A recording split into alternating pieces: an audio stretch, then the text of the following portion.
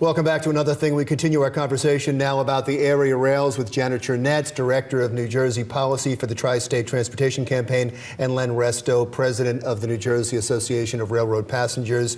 We have so much to deal with. We don't have a lot of time left, but you wanted to comment on the New Jersey Transit Board. Yeah, the New Jersey Transit Board, I think there need to be set limits on the terms so that there's turnaround. They need to be folks that are part of the system, to Jenna's point. They need to be riding, even if they do it occasionally, so they know what the commuter goes through. You know, and I'll give you an example. The legislature was happy to back the $10 billion Port Authority bus terminal because it would guarantee a one-seat ride. But our organization has said, well, you know, there is a need for a bus terminal in New York. It needs to be modernized. But we also, I think, need to consider Gateway as a regional project so that Gateway gets built and we try to extend the number 7 subway under the auspices of the Port Authority to New Jersey to build capacity. Because the issue isn't a one-seat ride, it's a time that it takes to work. I want to get to Gateway in 1 second, but I want to deal with Amtrak because they're part of this conversation as well, since they really own the rails. They seem to be stepping up. They seem to be doing some work on one of the tunnels right now that was flooded out. Are you happy with their response to all this? Well, they have to do something. The Northeast Corridor supports a $3 trillion economy for the country, and 80% of New Jersey Transit trains ride on the Northeast Corridor at some point. So it's vital not only to this region, but to this country in order to keep our economy moving. But as much as the governor seems to point at them and blame them, they seem to be doing something.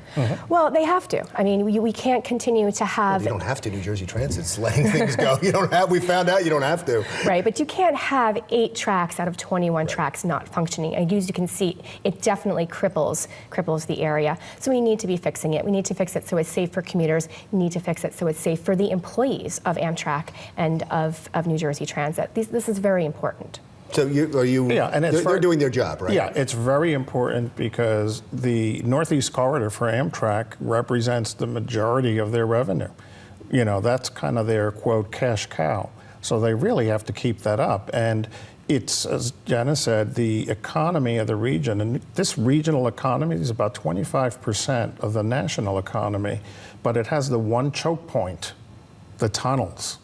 Well, now that you brought up the tunnels, you're great. You keep segueing to the next topic. Let's bring up that new tunnel. Everybody's talking about it as, you know, they've done their due diligence. They've done all of the surveying. It's going to happen. And yet I look at Donald Trump's budget.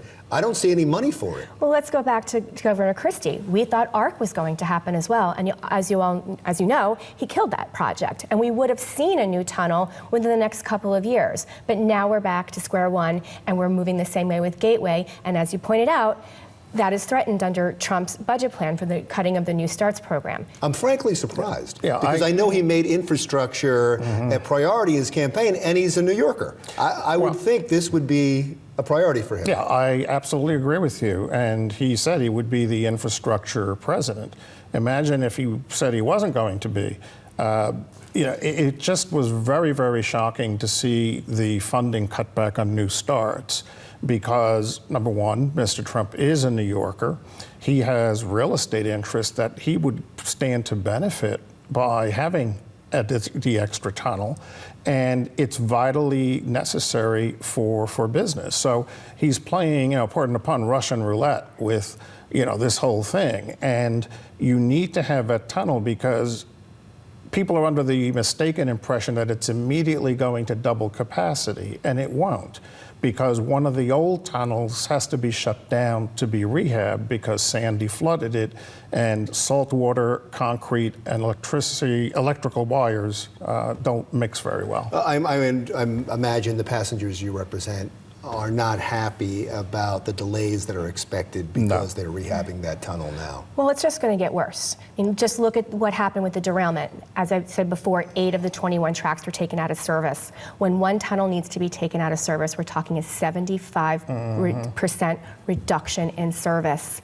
it's going to seem like a walk in the, the experiences that we had after the derailment is going to seem like nothing if we have to take a tunnel out. And that's imminent because of the damage that those tunnels sustained during Sandy. I guess any hopes of the bullet train between Boston and Washington are out the window if we can't even get a tunnel built. That is correct, and Jenna's right. The funding needs to be there to get these projects done. They have to get done. People don't like to be delayed. If you're going, for instance, from Chatham to New York, which is 25 miles, and it takes you 2 hours to get to work, you're averaging 12.5 miles an hour. Have we quantified, has anybody quantified how much money this costs, the delays and the shutdowns of the rails, how much money it costs industry in the area? Well, there's been estimates that I have seen that if the tunnel had to be shut down before Gateway was completed, that it could mean as much as $100 million a day. And that would really send the economy into a tailspin. You'd think that would get somebody's attention. Thank you so much for being here. Thank you. I really appreciate Thanks for it. having me. Thank you so Thank much. you so much. Jenna Chernetz, the Director of New Jersey Policy for the Tri-State Transportation Campaign, and Len Resto, President of the New Jersey Association of Railroad Passengers. When we come back, still to come on another thing, one New Jersey community is offering you $5,000 to open up shop there. Dawn will tell you where when another thing continues.